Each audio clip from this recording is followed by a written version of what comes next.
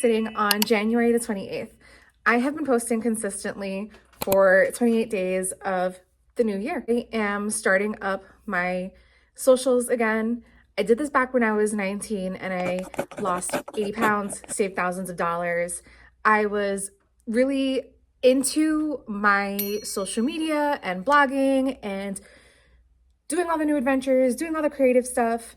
I'm 26, I'm engaged now, I am a business owner. I have so many different opportunities at my door, and I wanted to start documenting it and making these memories. YouTube is just another channel for me to kind of document the process, but also connect with you guys and start living a little bit more on my own terms, which is what I set out to do when I set out the journey with my fiance Lance. So now that I'm actually sitting down close enough to the end of the month, I want to take you guys through what my last month has been like, just getting my feet in the water. And I've learned a lot about myself, my habits, and how I'm gonna improve in February. Let me take you through my first 28 days of 2026.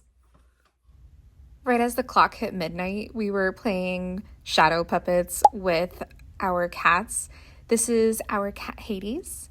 And I was starting off pretty good with my health journey. I was staying hydrated. Oh my gosh, this is my favorite flavor of Circle. And I was starting to vlog and start up my TikTok and show people just kind of what I would do on my errands and how I was making switches over. And of course, you know, I had to face pie and cinnamon buns on the very first day of the new year, but that's okay because we were welcoming in 2026 with a positive mindset. And I was opening up the store with very clear goals in mind and how I was going to start off strong and healthy in my fitness journey. Dropping my tuna. So plan B. We are going to run to Subway.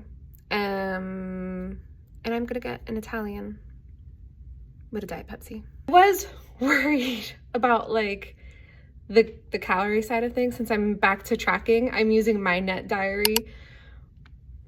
But I mean, I think I'm still fine and on track. There could have been, you know, different options, but today's sandwich of the day was the tuna. Rubbing salt in that wound. So I just went with my favorite Italians. That's fine. I got good at my routine and event planning. I'm taking out another 4 items from my 2026 total of items that we're trying to get out of the house. Canva's good. I think instead I'll pivot over to Pinterest. A lot of the reasons why is because I already have my wedding Pinterest board on. It'll be easier for me to kind of connect the dots if I can just kind of swipe between my boards. Not only this, I feel like it gives me a chance to kind of see, all right, what tackled, what didn't work, how can I re-navigate or course correct? And then that'll help me build. That I want to try something different in the sense of how I approach my goal tracking. So my friend Laura and I are getting together to do a vision board with our girls club, and I think that's gonna be on the 11th. That vision board, I specifically want to plan out like the year. On my own though, I think it'll be more digestible if I make like mini vision boards for like every month and then going back at the end of the month to see, did I do it?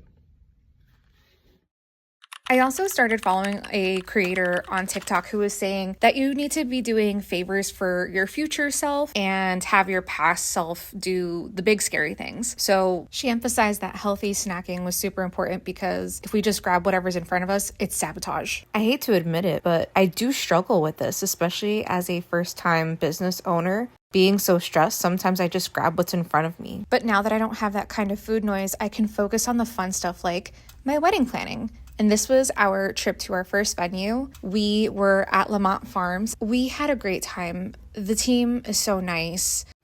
I think our favorite spots here were the Japanese garden and their rotunda. If you haven't seen it yet, go visit.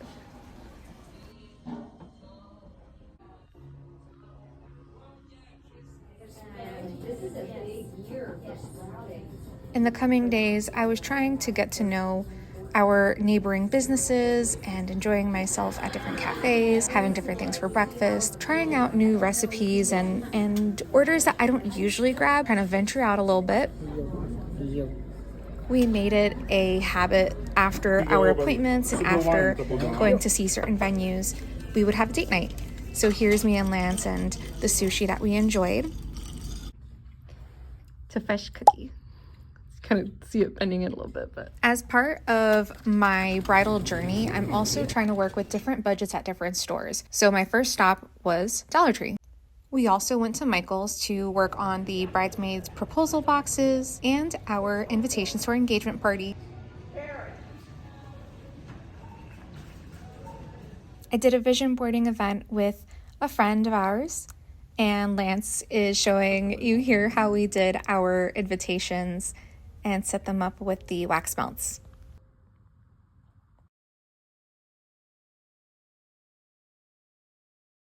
Lance and I made another appointment to check out a venue that was in Harrisburg. This venue had lodging and space outside. This was a strong contender, especially because it was in budget and all-inclusive.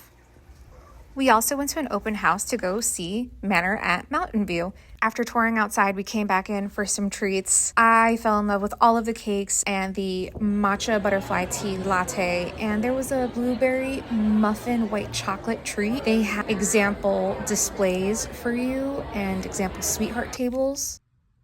I love that. I didn't know that, huh? What kind of envelope do they have? I was trying to be intentional with what I was eating and drinking, living slowly, and enjoying doing my vlogs, especially when we're on little road trips. We were also surprised by the amount of wedding items and Valentine's items that we could use that came from Whole Foods, Wegmans, Trader Joe's. I will be doing videos on these soon, but we had so much to choose from for our engagement party. And finally, we had another venue that we were visiting. It was absolutely gorgeous. I mean, they were taking us around on a golf cart, showing us 4 different areas that we could have our ceremony and our reception. Lance and I were walking down the aisle together here. This was their rose garden that they were showing us. While we were riding around on the golf cart, she gave us some cookies and was giving us a history about the families that had owned this property. It was so nice to know the connection and the roots that they were putting down. It was around the same time that Lance and I were also having other firsts. At our store, we had our first mobile order. We made our first PR box. We had our first small creator and their own promo code. We were able to do these things with the support of our community, and we felt privileged that we could do that. Unfortunately, my makeup palette was no longer properly holding my cosmetics. Things were falling out, so we put that into another magnetic palette. While decluttering, I got to spend more time at home with our pets. This is Mew and Hades. They were playing around and smacking each other's paws under the door. I focused on making my bridesmaids boxes with goodies that I found. This is another video from Sam's. We also got to experience seeing bootleg antiques across the river from our shop. In this journey, I'm trying to be more comfortable being a tourist where I live. I also discovered Novoti. As this month comes to a close, I feel like I did a lot of different things, but that they were still aligned with my resolutions. I'm hoping that February is a little bit more organized, but I'm glad that I stuck through to every single goal that I listed. I want to say thank you for sticking around, and if you can, check us out on Pantry of Plenty. We are on TikTok, we're on Facebook and Instagram. I'm looking forward to connecting and meeting some new faces. If you're ever in York, Pennsylvania, stop by.